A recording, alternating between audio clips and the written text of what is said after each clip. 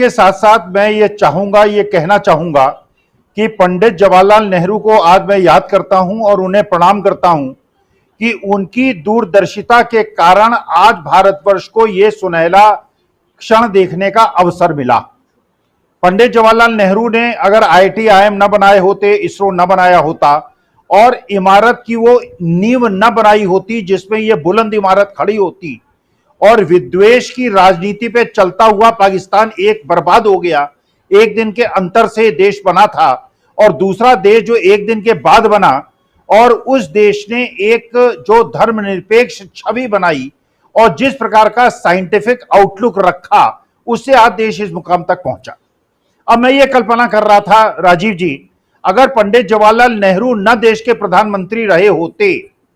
और ये लोग देश के प्रधानमंत्री होते जो आज हैं, बल्कि इस सिलसिले तो मैं ये कहना चाहूंगा कि मेरे पूर्वज और मेरे पुरखे मुझसे ज्यादा बुद्धिमान थे और वो बुद्धिमान थे कि उन्होंने करीब 50 साल ऐसे लोगों को देश की सत्ता सौंपी जिनका साइंटिफिक आउटलुक था,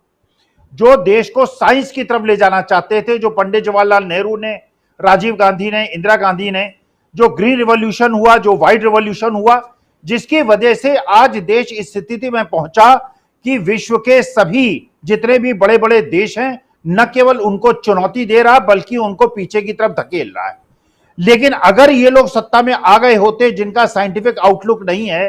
तो आज से 70 साल पहले अगर ये सत्ता में आए होते तो औरंगजेब की बात करते, टीपू सुल्तान की बात करते, ये हैदर अली की बात करते, ये मस्जिदों को खोदते और उसके ऊपर कट्टा लहराकर दूसरे धर्म वालों को जिस प्रकार से उपेक्षित करते और परेशान करते,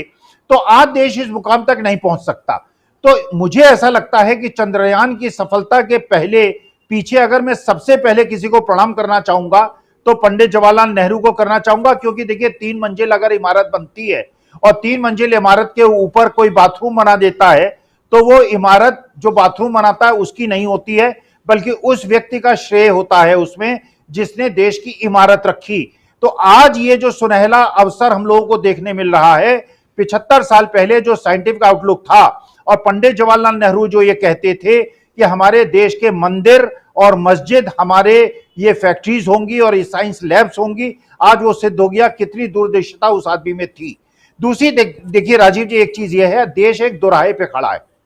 आपने सुना होगा गोरखपुर यूनिवर्सिटी के वाइस चांसलर को, और वाइस चांसलर आप भी यूनिवर्सिटी में पढ़े हैं, मैं भी यूनिवर्सिटी में पढ़ा हूं, सभी लोग यहाँ बैठे हुए यूनिवर्सिटी में पढ़े हैं, ऐसा कोई नहीं है जो चौथी पास हो, सारे ग्रेजुएट और पोस्ट ग्रेजुएट्स हैं। तो हम लोगों ने देखा वाइस चांसलर का रुतबा क्या होता था। गोरखपुर यूनिवर्सिटी के वाइस चांसलर को वहां के गुंडों ने, और गुंडा किस तत्व के थे, कौन थे, बताने की आवश्यकता नहीं है, वाइस चांसलर को घसीट घसीट के भगा भगा के पीटा है। एक प्रशासनिक अधिकारी एक हॉस्पिटल में जाती हैं और वहां पे हॉस्पिटल के लोग कहते हैं कि साहब हॉस्पिटल के अंदर आप ये चप्पल जूता जो बाहर से आता है इसको अंदर नहीं ले जा सकते, इससे रोगाणु कीटाणु फैल सकते हैं, यहां के मरीजों को नुकसान हो सकता है। तो बुलडोजर आ जाता है। तो देखिए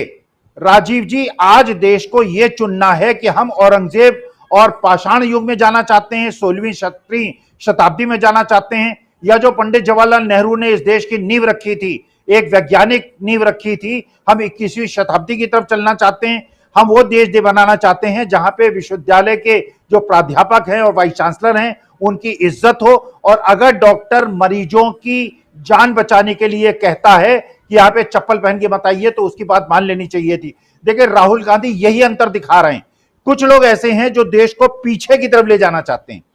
कुछ लोग ऐसे हैं जो देश को आगे की तरफ ले जाना चाहते हैं। तो देखिए अभी 9 साल से इतना प्रयास करने के बावजूद देश अच्छी तरह से आगे बढ़ रहा है, क्योंकि जो मोमेंटम गेंड था हमारे देश का 69 साल का, जिसमें अटल बिहारी वाजपेयी ने भी योगदान दिया, मोरारजी भाई ने भी योगदान दिया, तो एक इंजन जो बड़ी तेजी से आगे बढ़ रहा था, दूसरे इंजन ने पीछे धकेलने के बावजूद अभी वो गति इतनी तेज है कि हम विश्व की एक बड़ी शक्ति बनने के मुकाम पे है, जो आज सिद्ध हो गया। लेकिन अगर ये जो उल्टी दिशा में चलने वाला इंजन है, इसको 2024 में अगर हमने नहीं रोका, इसको हमने निष्प्राण नहीं किया, तो जो ये तेजी से चलता हुआ इंजन है ये दूसरी दिशा में चलने लगेगा। और मैं वैसा भारत मुझे देखने का शायद ऐसा दुर्भाग्य हो मेरा, लेकिन मैं चाहता हूं कि भगवान की कृपा रहे, देश के ऊपर कृपा रहे और हम एक ऐसे देश बने जिसका साइंटिफिक आउटलुक हो और हम 21वीं शताब्दी की तरफ अपने युवाओं को ले चलें।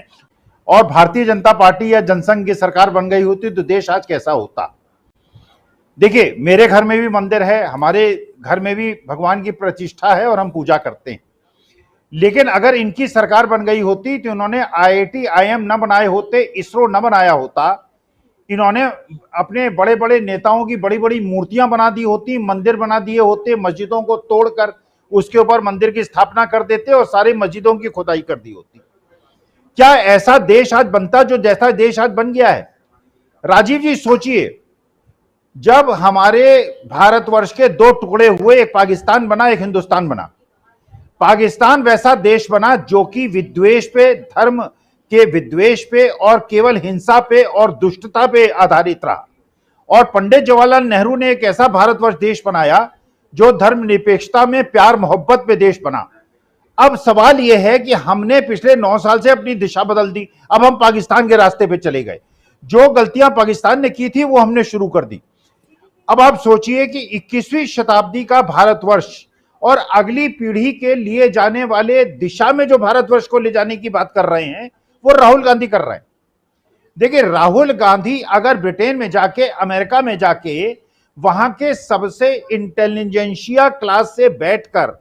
बिल्कुल निष्पक्ष रूप में इकोनॉमी पे बात कर सकते हैं, साइंस टेक्नोलॉजी पे बात कर सकते हैं और डिफरेंट टाइप के रिवॉल्यूशनरी मेथड जिससे देश का विकास हो कर सकते हैं। और दूसरी तरफ हम बात करते हैं टीपू सुल्तान की, हैदर अली की, औरंगजेब की। हम एक पीछे तरफ घसीटने की बात है और एक 21वीं शताब्दी में ले जाने की बात है। तो देश की युवा जनता को यह समझना है, युवाओं को देखिए, हमारा समय तो बीत गया, हमने तो जीवन जी लिया।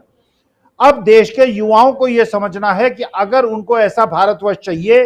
जो पंडित जवाहरलाल नेहरू ने कहा था, हमारे देश के मंदिर अब इंडस्ट्री होंगी, साइंस लैब्स होंगे। और मैं राजीव जी आपसे कह सकता हूं, अगर हमारे साइंटिस्टों को अपना समर्थन सरकार दे, हमारे देश के साइंटिस्ट हमारे अन्न उत्पादन को 4 गुना बढ़ा सकते हैं,